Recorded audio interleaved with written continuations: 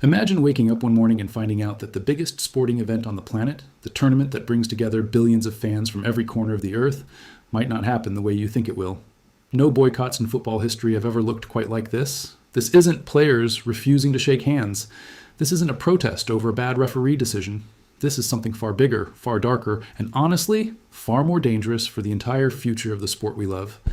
Right now, as you're watching this, some of the most powerful football federations on earth are threatening to walk away from the World Cup entirely. Not sit out a single match, not skip one tournament. Walk away completely, unless something changes at the very top of FIFA. And at the center of it all is one man who many believed was untouchable, a man who just lifted the World Cup trophy less than 2 weeks ago, standing shoulder to shoulder with some of the most powerful political figures in the world. So how did we get here?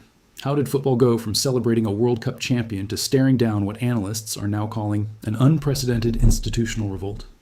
Stick with me, because by the end of this video, you're going to understand exactly what's happening behind closed doors, why it could reshape the sport forever, and why this fight might be the biggest thing to hit football since the sport turned professional. Before we go any further, if you're someone who wants the real story behind the headlines, the kind of breakdown you won't get from a 30-second clip on social media, then you're in the right place.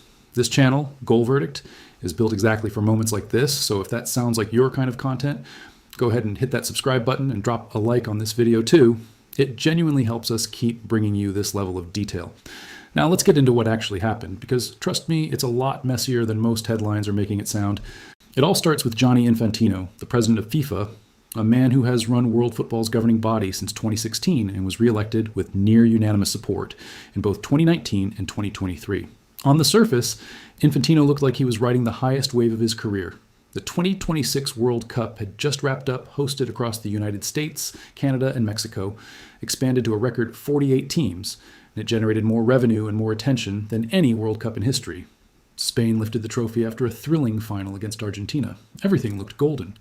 But behind the scenes, something else was brewing, something that would blow up just weeks after the final whistle. Reports emerged that Infantino and FIFA had quietly developed a plan to create a separate subsidiary, one that would control the commercial and operational rights to the World Cup. And here's the part that set off alarm bells across the football world. This new subsidiary would be open to private equity investment. In simple terms, FIFA was considering selling a stake in the World Cup itself to private investors. Now, if you're not deep into how football is funded, this might not sound like a big deal at first, but once you understand how FIFA currently operates, you start to see why this hit like an earthquake. Right now, FIFA earns its money through broadcasting rights, sponsorships, licensing, and ticket sales, and it reinvests the overwhelming majority of that revenue back into football. In the current budget cycle alone, FIFA reported reinvesting more than $11 billion back into the sport, funding everything from grassroots development to the tournaments themselves. There has never been outside private ownership involved. No hedge funds, no investment firms with a seat at the table, just football funding football. So when word got out that Infantino was exploring a plan to bring in private investors, and that this plan had reportedly been developed largely in secret, without meaningful consultation from the very confederations that make up FIFA, the reaction was swift, and it was furious. And here's where things escalate fast. UEFA, the governing body of European football, and arguably the single most powerful confederation inside FIFA, didn't just release a strongly worded statement. They took a vote. All 55 of UEFA's member associations voted, and the result was unanimous. UEFA announced it would boycott the World Cup and any other FIFA-run competitions, unless Infantino's private investment plan was scrapped entirely. Let that sink in for a second. We are talking about a boycott threat from the Confederation that produced 3 of the 4 semifinalists in the tournament that just ended, including the champions themselves, Spain. If this boycott actually goes through, and if it extends the way UEFA has suggested, all the way to the next Women's World Cup scheduled for Brazil in 2027, we are looking at a version of the World Cup missing some of the greatest football nations on the planet. Think about that reality for a moment. A World Cup without the traditional European powerhouses. It almost doesn't feel real, and yet here we are, watching it unfold in real time. But UEFA wasn't alone in its frustration. Other confederations started speaking out too. CONCACAF, the governing body covering North and Central America and the Caribbean, along with the Asian Football Confederation, both released statements rejecting FIFA's proposal outright, although neither went as far as formally threatening a boycott the way UEFA did. Still, the message was becoming impossible to ignore. This wasn't just a European complaint. This was a growing rebellion from multiple corners of the football world, all converging on the same target, the leadership of FIFA itself. And then the plot thickened even further, because the resistance wasn't just coming from outside FIFA anymore, it started coming from within. Carlos Cordero, one of Infantino's own senior advisors, resigned from his position in direct protest of the plan. In his resignation, Cordero made a statement that sent shockwaves through the football world, saying he could not stand by while FIFA considered selling a stake in the World Cup. When someone from inside the inner circle walks away like that, publicly, and names the exact issue as the reason, that's not just noise anymore, that's a crack in the foundation. And once one person from the inside speaks up like that, it tends to give others permission to do the same. Now here's where we have to talk about the piece of this story that has made everything even more emotionally charged, and that's the involvement of politics. Throughout the entire 2026 World Cups, there was already growing frustration in Europe over what many saw as political interference bleeding into the sport. During the tournament, there was a widely discussed incident involving USA forward Folarin Balogun, who had received a suspension, only for that suspension to be reduced to a suspended punishment, allowing him to play in a crucial knockout match against Belgium. Reports at the time suggested this decision came after direct involvement from United States President Donald Trump. For many football purists, that moment alone felt like a violation of one of the sport's most sacred unwritten rules, that political power should never be able to reach into the game and change outcomes. That frustration didn't just disappear after the final whistle either. UEFA President Alexander Ceferin made headlines when he chose not to attend the World Cup final between Spain and Argentina, a decision described by multiple outlets as unprecedented for someone in his position. He reportedly boycotted the match in protest of the broader controversies surrounding how the tournament had been influenced. So by the time the private investment plan became public knowledge, just days later it landed on top of an environment that was already boiling with tension. It wasn't just about money anymore. For many in the game, this felt like the continuation of a pattern, powerful outside interests, whether political or financial, reaching further and further into a sport that was never supposed to answer to them. Now let's talk about why this actually matters for the future of football, because this goes so much deeper than one contract or one proposal. If private investors are brought into an event like the World Cup, the incentive structure of the entire tournament changes. Private investors exist to generate returns. That's simply how they operate.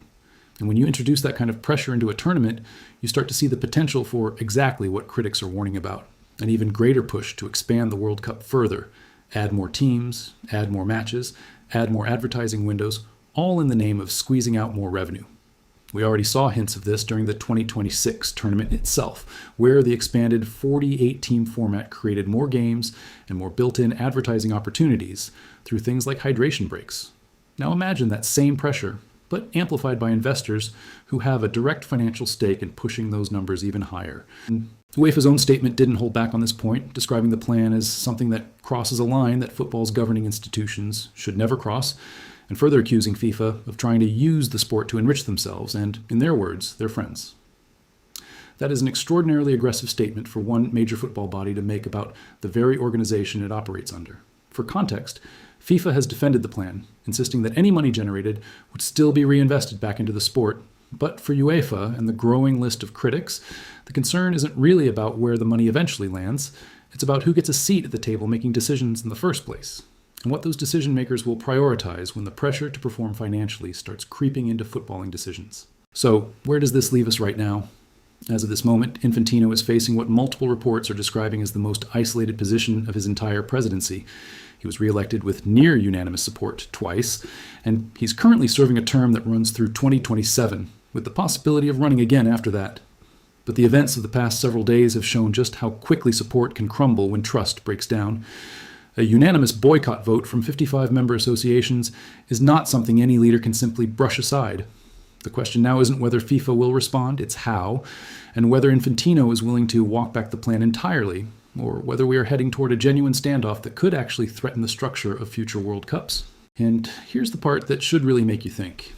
Football has survived scandals before. It survived corruption investigations, leadership scandals, all sorts of controversy over the decades. But what makes this moment different is the scale of who is standing on which side. This isn't a handful of critics on social media. This is the Confederation representing the champions of the tournament that just ended, standing in direct, unanimous opposition to the man who runs the sport globally. If this standoff doesn't get resolved and resolved carefully, we could be looking at a version of international football that looks fundamentally different from anything we've grown up watching. One where the sport's biggest stage is missing some of its biggest names, not because of injuries or bad form, but because of a fight over who gets to profit from the game itself. So here's the real question worth sitting with.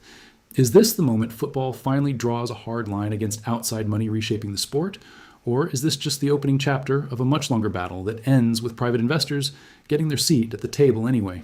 Because if history has taught us anything about powerful institutions facing this kind of pressure, it's that the loudest resistance in the beginning doesn't always win in the end. We're going to be watching this story extremely closely here at Goal Verdict because the decisions made in the coming weeks could define the World Cup for an entire generation. If you want to stay ahead of this story as it develops, make sure you're subscribed, drop your honest take in the comments, and let us know which side you think is going to come out on top in this fight for the soul of football.